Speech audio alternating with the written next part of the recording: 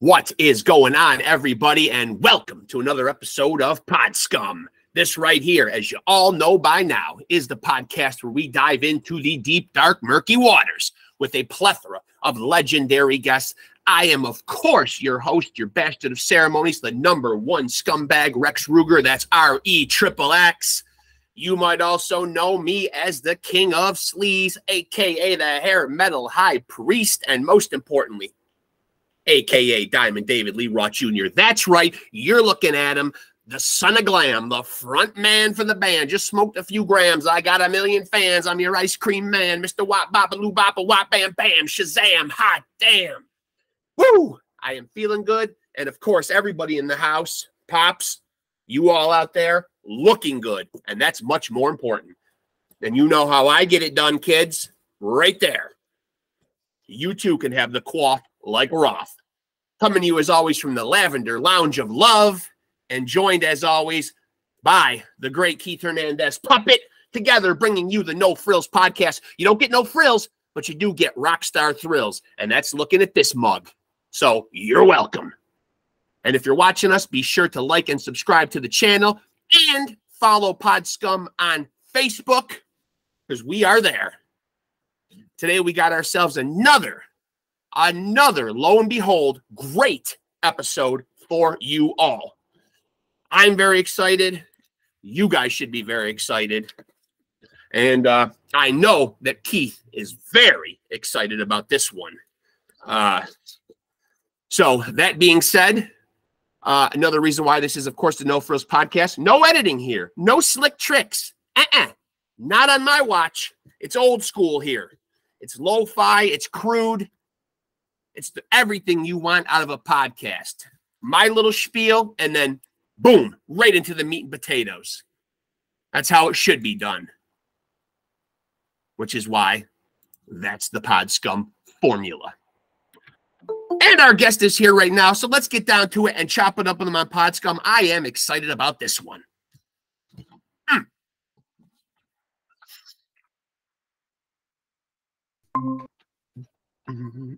Jason, how's it going, man?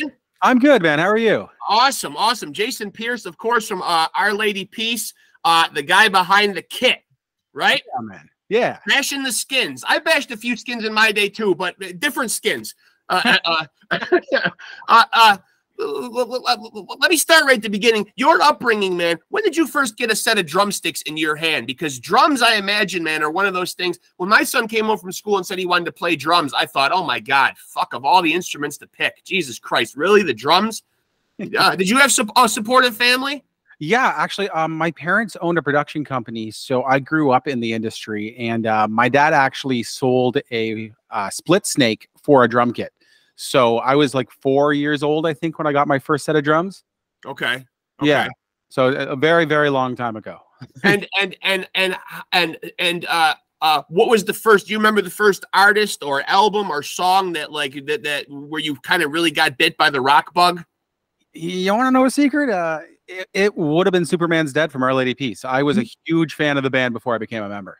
Wow, really? So that's very serendipitous that you end up in a band that you're a fan of. So how do you end up in that band? You audition? Yeah, actually, I used to play in a band that was on the same management team, and when Jer stepped down from the band, I got a call like the next day, basically saying like, would you be interested in like meeting up with Duncan, the bassist, and like trying out? So we met up at a coffee shop, like had some pastries, and then like the next day got together, jammed, and I got the gig like filling in at that point for live shows, because I don't think they were quite sure what the future held for the band, or what they were looking for as like a member or a touring member or anything like that at that point. So yeah, I jammed them, and then I think like 2 weeks later we were starting to play shows together. And now you've been on 2 albums with them up to this point, right? Yes. We did Something That's Together, and then Spiritual Machines 2, which came out last year. And before that, though, what I find funny is that you were in a band, oddly enough, called The Weeknd, but you guys got custody of the third E. Yes, we do. We were actually a question on Jeopardy, believe it or not. So that is why the Weekend, the band that we currently know that is extremely popular, had to drop that third E because of you guys. Absolutely, man. I actually, after he played the Super Bowl, there was a meme going around being like, "I'm going to tell my kids this was the Weekend," and I'm like, "Oh my god!" and when you guys get together to do music, because Rain is such a prolific songwriter and such a creative force. What's the creative process like when you guys get together? Does he kind of take the reins? Is it collaborative? Yeah, totally.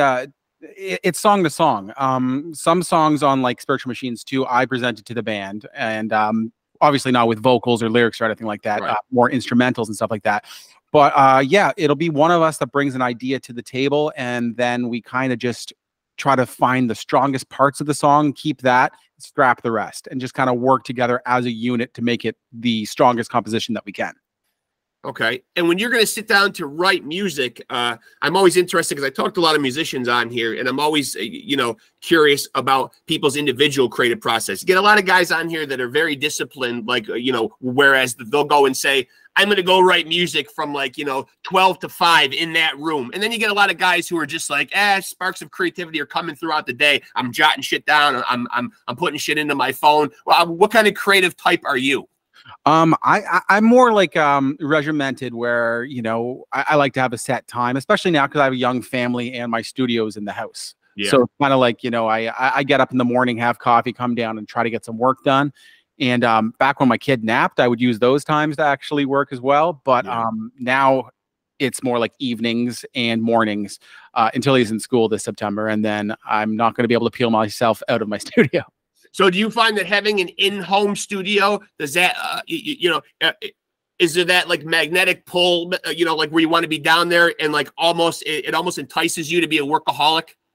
Absolutely. Absolutely. But there's, the other side of that too, where like you don't get the same separation. You don't get to like go to work and come home from work. Right. Like, oh, I have an idea. Oh, I need to work on something. I'm going to pop downstairs to my studio at any time. Like, yeah, because I remember seeing an interview once with Prince, and obviously he had a studio, he had his own building in Paisley Park, but his first wife at the time said she used to have to put him on almost like a studio timeout, almost, so to speak. You can't go in there, you're working too much. Yeah, I feel that. Yeah. So as a band, or personally and as a band, when COVID hit a couple of years ago, how did that affect or derail anything that you guys had going at that time?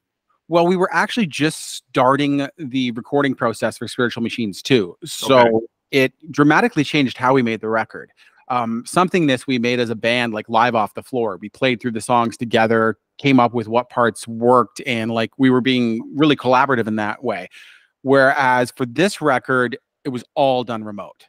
With completely different from anything that we'd ever done as a band, or I'd even done as a musician. Like writing a song, sending it to one person, having them put their stamp on it, sending it back. Then we'll do drums. Then we'll send it to vocals. It's like a completely different process. And I feel like it took more time that way, just because of time zones and stuff like that. And our producer as well was working on many other projects at the same time too. So it was just like this whole delay in the supply chain as we were moving forward. And you guys sit around as a band and discuss, because obviously it's no secret. I talk about on here all the time how much the music industry has changed. It's starting to become more of like it seems like a singles driven market, and people are so worried about keeping their name out there and keeping their name relevant. You guys sit around and talk about the release format, because obviously you guys go back to the 90s, where, full LPs were still being released. Does that seem like that's the formula that works best for Our Lady Peace? Yeah, well, you have to kind of stay current with the times and think in, singles and stuff like that. Like Something we actually released as an EP before it was an LP, because we were going out with Guns N' Roses, and we wanted to make sure that we had like new material out before we started that tour. So yeah, it's totally not like it used to be. It doesn't have to be like a full LP anymore just to release something, And you get tapped for a tour like Guns N' Roses. Are they fans of Our Lady Peace? Like, how does that how do you guys manage to end up on a bill with them?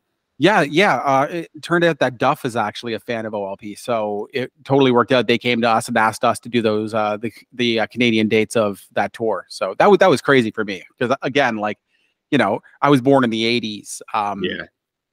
OLP and GNR were two of my favorite bands. So Yeah. be a member of one of them on tour with the other one is like, It's mind-boggling, right? Yeah. yeah, it's happened many times in my career, though. It seems like every time I really fall in love with a band or a sound, I end up kind of being involved in it. It's the same thing with like when I was playing in Paramore. Like I was a huge fan of them Yeah. before I got a call to audition for them. And like getting to play those songs, I don't know, maybe it's because I can easily connect my heart to it. Right. I already have a built-in emotion with it or something. Sure. I don't know. It's something magical about it. And you mentioned having a young family, and obviously, the narrative in our life changes from when we're 20 to maybe when we're 40. Maybe a lot of people have a job that keeps them, a day job that keeps them tethered to their area, or as you mentioned, a young family. So when you guys are working out, actually going out and playing live, how do you guys work out an itinerary that works best for everybody? Is that difficult? Honestly, it's like flying in at the last minute and flying home early. It makes a big difference to, I used to fly in and have like a whole day in a city or like 2 days in a city before I play a show and take those luxuries. And now it's just like, it's responsibilities and you just don't have that. Like Rain for sure. Like he flies in like at the 11th hour and he's on the red eye every time. Yeah. But he's got 3 boys and Chantel. Like it's crazy. Yeah. Because that narrative does change. I mean, I imagine it does get hard to tour. And what about as you get older?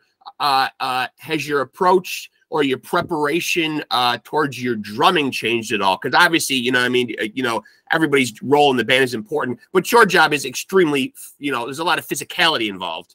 Yeah, I take a full hour before I play a show warming up, which I never used to do. It would be like 10 minutes on a practice pad and I'd be fine.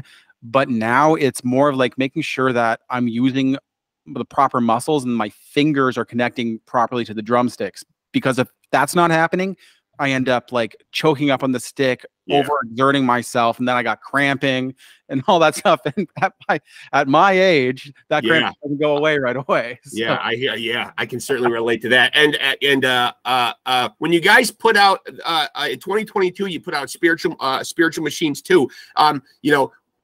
As I mentioned, with the music business being so competitive and so everybody just trying to stay relevant and keep on pushing their agenda and not get forgotten about, do you put a lot of pressure on yourselves, even though it was just last year when you put out an album, do you already start to think about, how fast we got to get new material out? Yeah, of course. We're circulating ideas around. We're always trying to like move forward and think about what's next. Yeah. I've never been the type of person that likes to look back that much. I find way more importance in the present and the future. Yeah. So yeah, always trying to push forward on that stuff. But is there like a pressure though? I mean, do you feel a pressure? Of course, man. Like the band's been around for 30 years, but you always want to keep the brand and the name relevant and try to move forward. Yeah.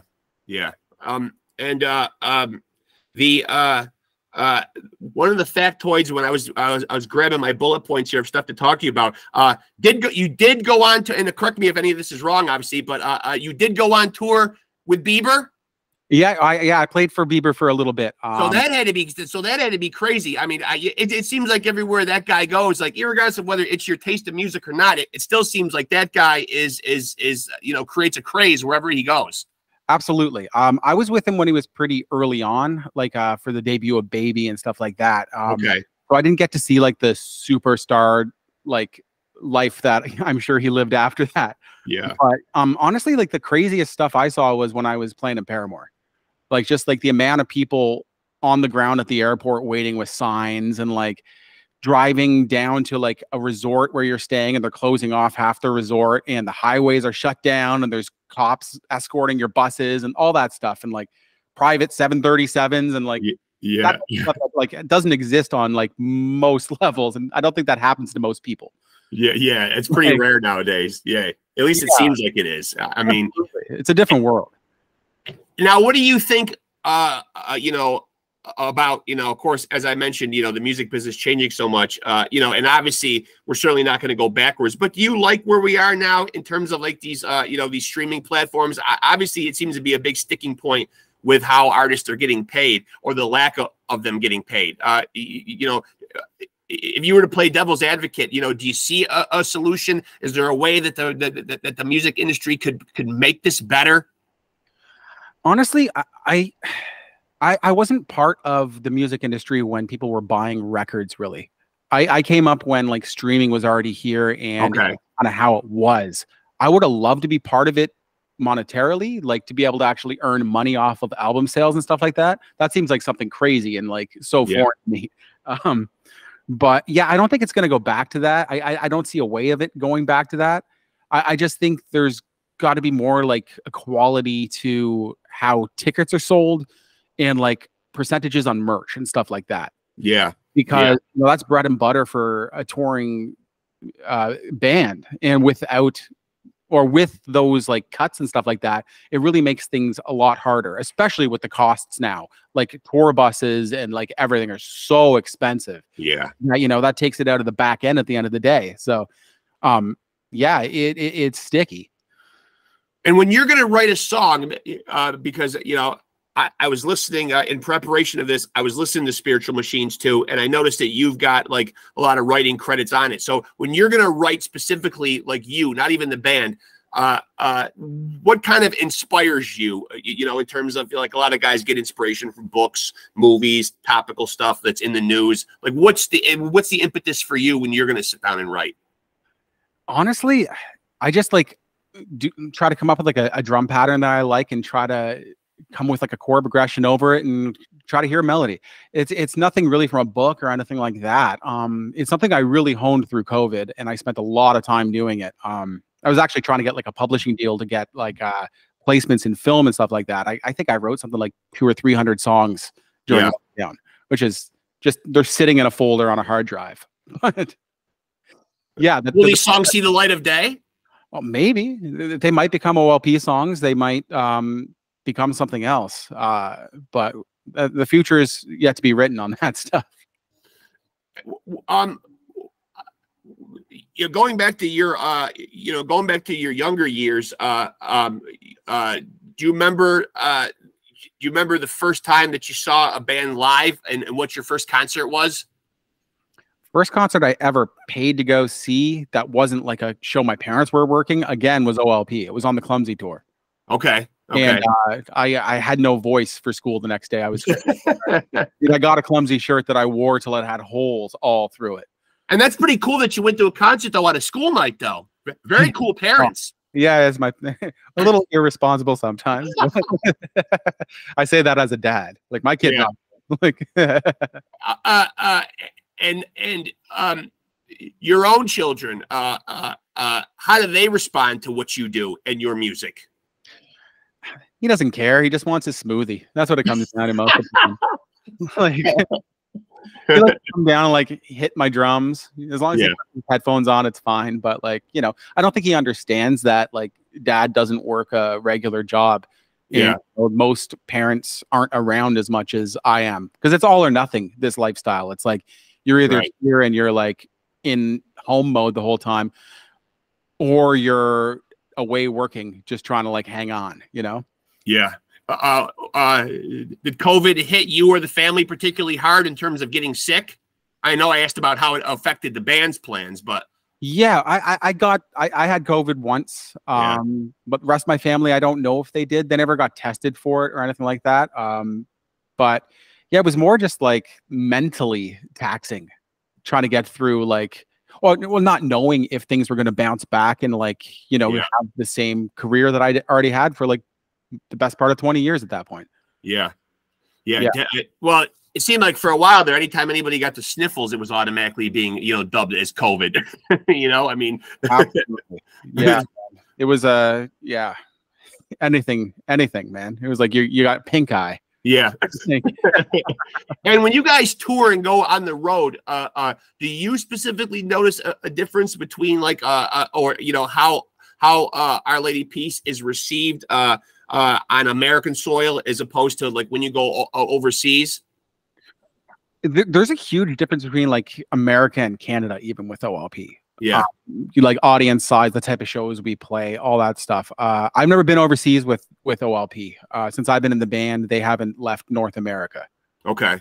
So I think like the last time they were in England or anything like that was like the year before I came into the fold. So I can't really speak on that behalf then. But you've been over to Europe with Paramore or any other bands? Yeah. I was in I did Europe with Paramore and Asia with Paramore, and I actually did Asia with The Weeknd back. That was my first tour ever. We did I think a month and a half through all the islands of Indonesia. Yeah, it always kind of fascinates me because I talk to a lot of musicians on here, a lot of them in the hard rock and metal world, and it seems like the European audiences, obviously, especially in the metal world, a lot of festivals over there, but they seem like they go off, and of course I'm an American, so I'm not trying to impugn the American audiences by any means, but it seems like they go off without a hitch over there, and they really know how to celebrate the music extremely well, without all the riffraff and the bullshit. Absolutely, man. Yeah, European festival, there's something else. They seem to go off without a hitch. Absolutely, man. Yeah, and there's like 40 to 80,000 people. Yeah, like everyone's there for the same reason, to like actually enjoy and take in music. Yeah, it's pretty crazy. None of that noise, And you yourself, you mentioned that you wrote like hundreds of songs. Ever any thought of a solo project? I don't know if I have the confidence for that, to be honest. Like I sing, I think I have a pretty decent voice, but I don't know. I've been behind the drums my whole career. Yeah. So, maybe one day. Does it almost feel like a safety net when you're behind the drums? 100%. Yeah, I can hide if I really have to. Yeah. Being the front man's a lot of pressure. It seems like it is. Yeah, anyway. It's a completely different gig. I don't get it because like I get off stage and I'm covered in sweat, and I look at Rain and he's dry. Yes. Like, he's not standing here singing. I'm like, yeah, but you're not just standing there singing. You are connecting with thousands of people. How does that like not make you perspire at all? Yeah. It makes sense to me. And in terms of from a fan standpoint, how good are you about getting out and seeing other live acts? I don't really go to shows anymore because I'm like out of the city. I'm about an hour out of Toronto, but like when we're playing shows, I love going and standing side stage and watching another band play. It's just there's something like almost religious about it. This whole experience, and it's something I actually like through COVID. I had like reoccurring dreams of being back side stage or going to catering, just like all the nuances of your everyday life when you're on tour that got ripped away. Like they were still there. It was just not at the same time. When you're out there with GNR, do you stand side stage and watch the Mighty Guns N' Roses at all? If I was allowed to, I would have. But we weren't allowed on the deck when they were playing. We weren't even allowed in the stadiums when they were sound checking. Really? Yeah, they were really, really like closed off that way. But I watched GNR every night from front of house. It was ridiculous. Yeah. And now you say that they were one of your favorite bands growing up as well? Yeah, man. I was actually like the head of the AV club in high school, so I could sign myself out of class, and I would go and sit in the auditorium alone, and I would just blast Appetite for Destruction. It was that or Clumsy basically every day, and I'd just sit there and like eat some Pringles and listen to some great music. Yeah, the thing I love about Appetite for Destruction, though, man, for a debut album, man, it's tight from start to finish. It's great. Totally. Yeah, I mean, one of the best debut albums of all time. I mean, as far as like no clunkers on there at all. Absolutely. The amount of singles on that record that became like classic songs. Doesn't like. That was a recipe for the 80s, though, because when I think of like albums like Def Leppard, Hysteria, the same way. You know what I mean? Like a lot of those 80s albums like were just like, holy shit, they all seem like greatest hits albums. Right? And they are now. They just were. I don't know. I mean, it was, I think the 80s gets knocked a lot because it does come off a lot as like style over substance, because a lot of it was image. But when all the dust clears and settles, though, there's a lot of great songs, and a lot of those bands are still out there doing it. 100%, man. And some of those bands are the biggest bands like of all time. Yeah. Yeah. Like, there's Foo Fighters. Foo Fighters has kind of made that step up to being like a stadium band that like, I compare that to the same level when they're playing those type of shows as like a Guns N' Roses or an AC/DC. Right. But like it's rare that a band actually does that outside of the pop or country world. Are you somebody who's ever thought of, and I probably know what your answer is going to be. I always ask this of musicians, but when you see people up there like Mick Jagger and Keith Richards, and they're still doing it into their 80s, do you ever think of like a stop date though, like when you wouldn't want to continue to any aspect of the music business? Like, have you ever thought about, geez, I'd still like to be recording and writing music, but maybe I'd like to scale back on touring, and I'm looking at like this age or this time of my life to stop doing it? Or is it just one of those like until the wheels fall off type of thing? I'd like to stop when I stop breathing. Yeah. Yeah. And even a little past that if I can. But like, I don't know, man. It's everything, besides my family that I have, like it's everything in my life. Yeah. I still like my wife jokes that it's like 9 p.m. every night I start talking about drums. And she's like, really? Like 13 years later, you're still like 9 p.m., babe. Like buckle up.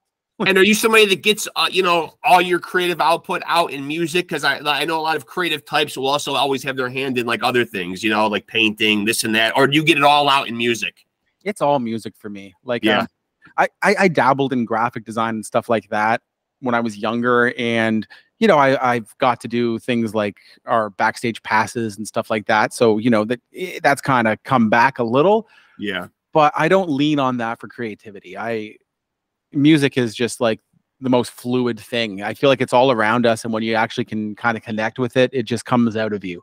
Yeah. So, if you can learn to flow with it, I think it's just magic.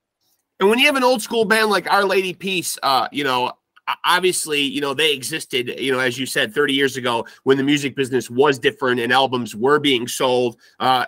So like, nowadays, and this is unfortunate, I was just talking about this with a guest the other day. Sometimes the most popular artists aren't the most talented ones, but they have the most, social media presence or the most followers or whatever.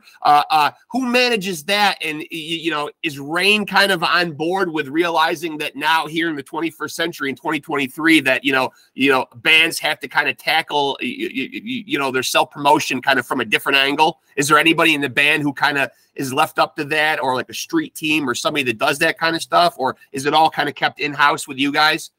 Yeah, like our social media, sometimes we will take care of that stuff, but a lot of the time it is outsourced to like people at management and stuff like that. Yeah. The most like social media friendly or like forward thinking person in the band's going to be Rain, 100%. That guy is like, he's always on the cusp of everything. He has tech companies and like stuff like that. Like I think like the head of TikTok in his studio like a month or two ago. Like he's like really forward thinking with that. And his son actually, Rowan, is working on an album right now. So I think he's like trying to lean into the social media with him and kind of like show him the ropes of that as well. Yeah. So you kind of got to go kicking and screaming, you kind of got to like play ball with it. I mean, it seems that way anyway. I mean, totally, man. Yeah. It's like the opportunity wasn't there 10 years ago for people to be able to like self-promote and get their own music or ideas out to the public like it is now. Now it's like, there's a lot of noise because there's so much, but at the same point, it's like, it's an equal opportunity for everyone to be able to make their own way. Yeah. So it's like, you don't have to go get a record label. You don't have to do any of that stuff. You can write a good song. If it happens to go viral in some way, you could like have a career without having to give up all these points. Right. And ownership. Like, that's a good point. That's a good point. And as you're trying to catapult the band forward and write great songs, as you say, in terms of writing that great song, like what is the formula? Because obviously Our Lady Peace has done a very good job of doing just that. How do you structure a great song here in today's world and I don't know, kind of, propel your band and get that song out there? Like, is there a secret formula to writing a great song? Or is a lot of it just luck? Because as someone told me the other day, a guest on here, 60,000 new songs a day going up on these platforms. So there's certainly an influx of music out there. Totally. I think it's, there's got to be a bit of luck to it, but there's got to be like sincerity. Because if you're not sincere, I don't think anyone's going to buy it, man. Like, again, everything's got to come from the heart, and you've got to mean what you say. And that's a big thing with lyrics too. It's like, I don't really write lyrics. That's a Rain thing, but like, everything that he says, like, I know he's felt. Yeah. You know, and you can even on stage when you're playing with this guy, it's like there's just there's real, you know. Yeah, you can sense that from him too, I think. 100%, man. That guy is like not that guy doesn't lie. He's just honest about everything and his intentions and everything, which I respect so much. Yeah, he doesn't seem to carry himself with that pretentiousness of a rock star either, you know. Oh, man, that guy is like he's just a great person. And like, you know, that I think that's one of the most special things about this band is that the four of us are actually friends and actually like love hanging out with each other. Yeah. So it makes the whole like touring process and being away from all of our families way more natural and doable because we're not just, you know, we're not phoning it in and we're not just like getting off stage and walking away from each other. You know, we hang out. And when you guys are out on tour nowadays, you know, and again, as you get older, as I mentioned earlier, the narrative and your life changes. You know, do you like that existence still? And is there a comfortable number of days, weeks, whatever that you like to be away from home? I still love it. You know, it's really come down to how long I can take being away from my wife and my kid. Yeah. You know, I like doing like 2 or 3 weeks on, week off, that type of thing. That's real great for me, but like not for a year anymore. Yeah. I don't even know if that's sustainable. Do people even still go out for a year anymore? I mean, I don't know. Well, Taylor Swift or someone like that. But, you know, 13 mil a night, so it's different. Yeah, Taylor Swift could probably go out there and have a packed house every night. Yeah, but yeah, I mean, stadium, like stadiums, right? Yeah, man. And are you somebody who who enjoys you know, I don't know all the halls or the size rooms that Our Lady Peace plays, you know, but do you like playing those more intimate settings, or do you like when it's a big festival type setting? You know, there's good from both.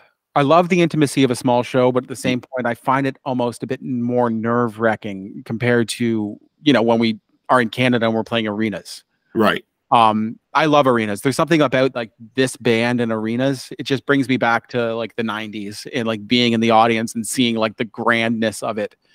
And I don't know, the songs translate so well to that type of setting. Yeah. That's where my heart lies 100%. Yeah. So you know, future plans, like what's coming up immediately here for Our Lady Peace?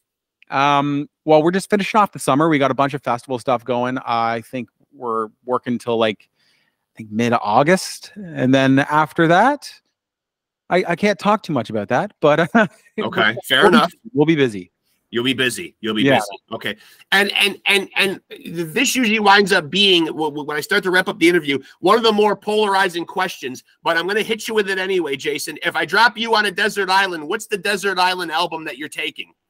Now, you've only got this one, and you're probably going to die with it. I mean, I guess for argument's sake, I'll say the same thing that I always say. Apparently, a solar-powered record player has washed up on shore with you. So, I mean, you do have a means to play this. But, you know, it is a tough, loaded question. I mean, you know, you are going to go through a lot of emotions on this island, you know, so choose wisely.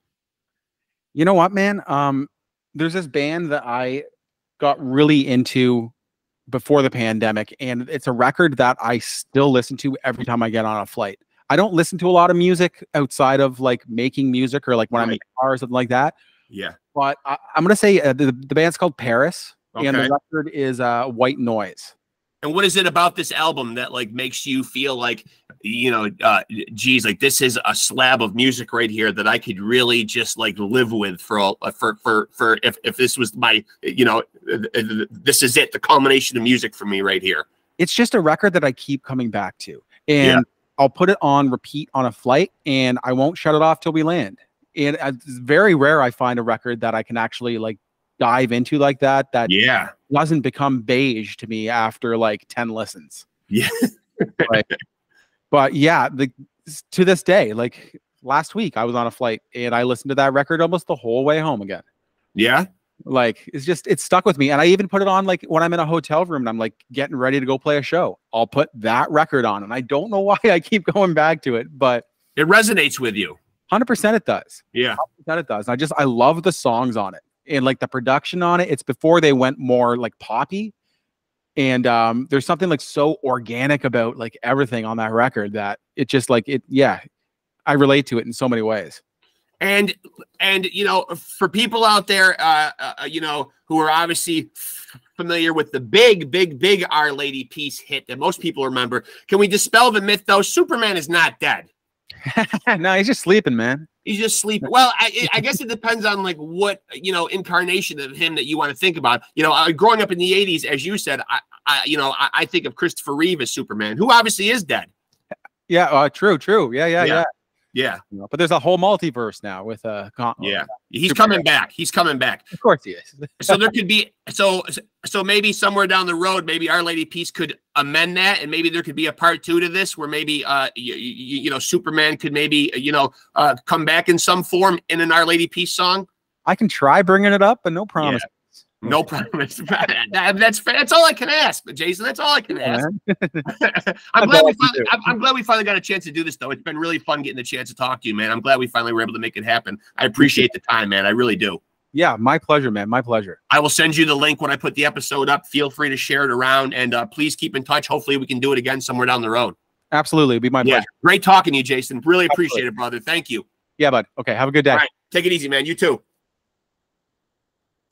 There he goes, folks. That is Jason Pierce. He is the man behind the drum kit for Canadian alt rockers Our Lady Peace. You might remember the big hit, Superman's Dead, from back in the 90s. But it don't stop there, man. If you dive deep into the Our Lady Peace catalog, you will find that these guys are prolific.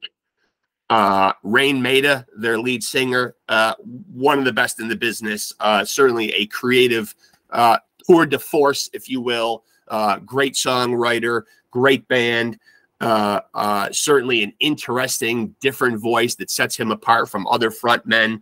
And their last album was 2022's Spiritual Machines 2, which is a bona fide masterpiece. But then again, anything that the boys put out, man, is usually top-notch shit. Our Lady Peace, one of the fucking great bands that survived, came through the 90s, still here in 2023. You know, as Jason said, 30 some odd years into their career, still going strong. And great chat with Jason Pierce, the man pounding the skins for Our Lady Peace. I hope you guys enjoyed that little chin wag with him. And let me remind you guys, until we get together and we do this thing again, remember, kids, take it easy and keep it sleazy.